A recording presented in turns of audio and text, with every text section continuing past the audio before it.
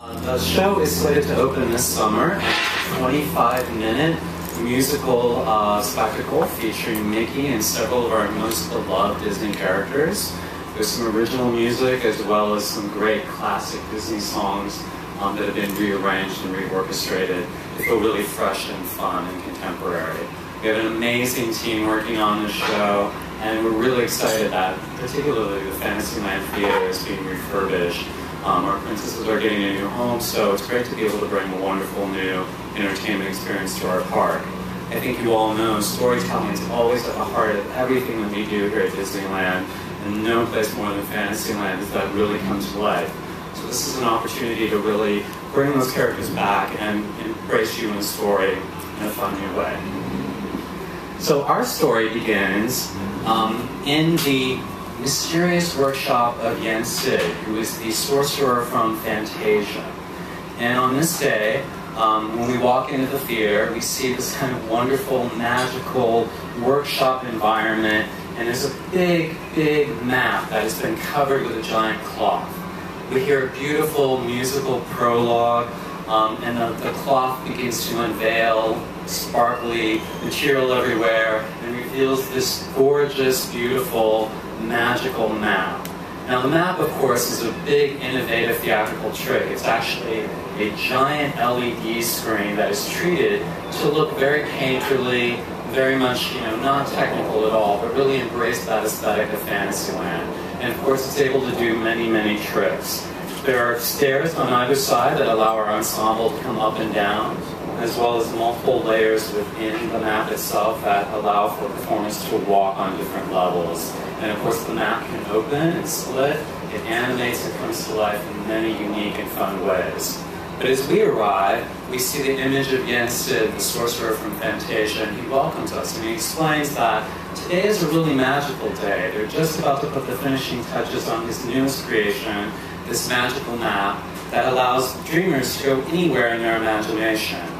There's just one spot left to be painted.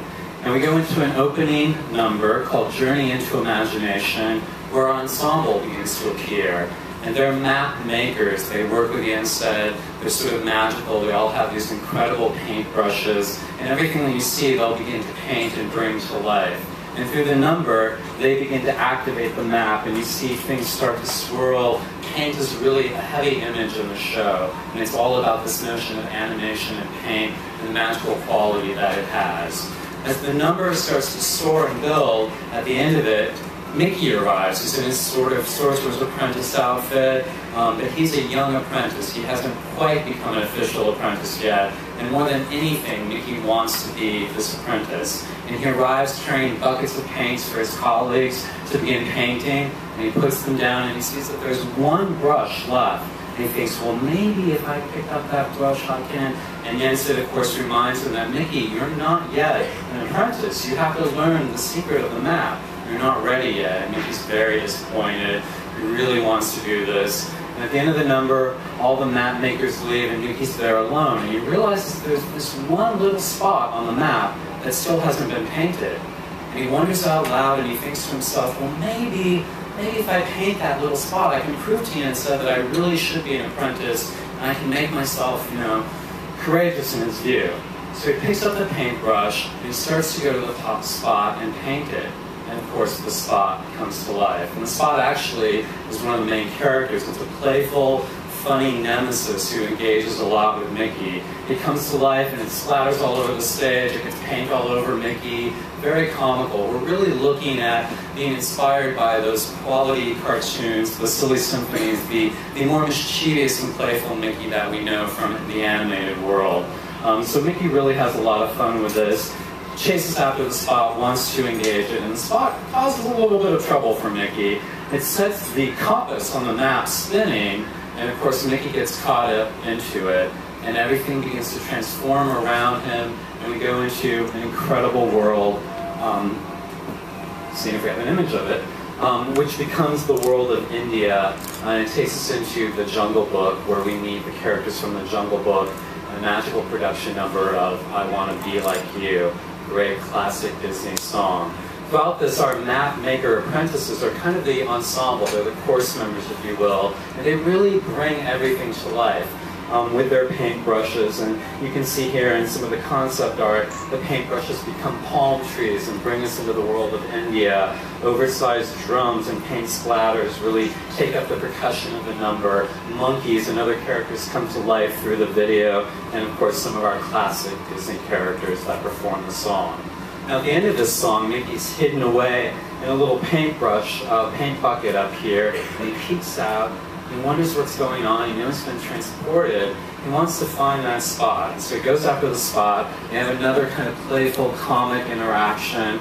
But this time he thinks he's got the spot. The spot appears underneath him. And suddenly, Mickey falls into the spot. And very magically, Mickey becomes absorbed into the world of the map. And now we see Mickey inside of the map. And of course, this is a great opportunity for Mickey to become truly a cartoon character. All that squash and stretch and animation that we can do in a really fun and really magical way comes to life. As that transitions, a beautiful waterfall starts to appear on the map and come down.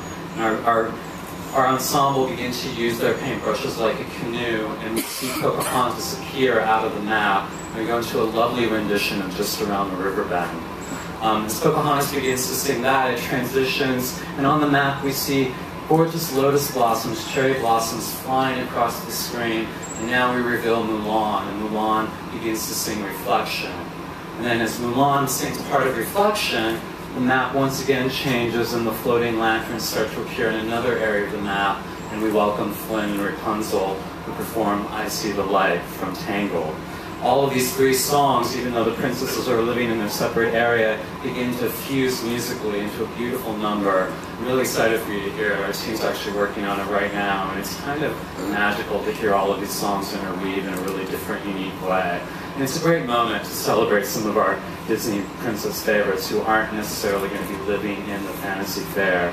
As this number comes to a close, Mickey's inside the map now with the spot, and he's more determined than ever to get the spot painted and to find this little spot. He grabs the spot and he kind of wrestles with it. He finally captures it, and it's like a water fight with the spot. The paint really becomes kind of amorphous and animated and magical. It starts splashing and splattering all over, and in fact it causes a little bit of a leak inside the map. And it starts to fill up with water and fill up with water, and just when Mickey thinks all is lost, of course, Sebastian appears and welcomes us Under the Sea. We're going to a really over-the-top production number of Under the Sea with all the wonderful characters. Even Ariel, of course, makes a grand appearance in this number.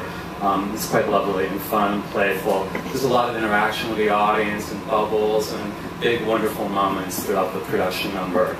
At the end of that number, Mickey and the spot have really come to kind of the ultimate payoff. And Mickey realizes that he can control the world of the map, just like the map maker's apprentice is, and then he can paint his way. So he manages to paint a series of stairs, and he finally captures the spot under a paint bucket. But he realizes that the spot really doesn't want to be painted, and they've been having so much fun on this adventure that Mickey starts to realize that maybe he's overdoing it, that maybe the spot should be left alone, that it doesn't really want to be painted. And the spot, of course, really responds to that and decides to take him on yet one more adventure together this time. And this time, for the first time, Mickey actually enters the world of the production number, and we soar into a world of beautiful tropical island, and we're in a production number from Lilo and Stitch for a Hawaiian roller coaster ride.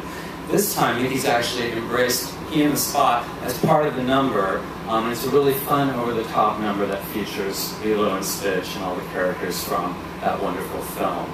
At the end of that number, Mickey and the spot have really become great friends, and they're having a lot of fun. And we see Mickey being very absorbed into the number, and suddenly the spot starts to grow and grow and grow, and we realize that the spot's actually the pupil of Yen Sid's eye. And all along, Yen Sid has really been taking Mickey on this journey. In fact, it's really been a little bit of a challenge. And of course, Mickey has succeeded with flying colors, and Yen Sid rewards him by telling him that now he's proven himself and that he really is ready truly to be a map maker's apprentice. He gives Mickey, in a very big, sort of wonderful way, a golden paintbrush and tells Mickey that now he can go on his own adventures and take all of us with him. And of course, Mickey decides that he wants to have one final wonderful adventure with all of us, and he begins to paint the set. The map begins to open up, and a beautiful steamboat made out of paintbrushes and different apparatuses appear in a magical way, and of course welcome us into the world of New Orleans, and one of my favorite production numbers on the show, which is Dig a Little Deeper from Princess and the Frog. So throughout the show we get to meet a lot of wonderful characters, and at the end of it we really celebrate and realize that the spot really represents that great notion of Walt himself, that as long as there is imagination left in the world, we can go there, and we can journey there with our own imagination. So that's our show. It's really a wonderful show intended for a family audience, children and children at heart. So I hope you'll get a chance to see it. I know we have some more reveals as we get closer to the opening date this summer. So thank you.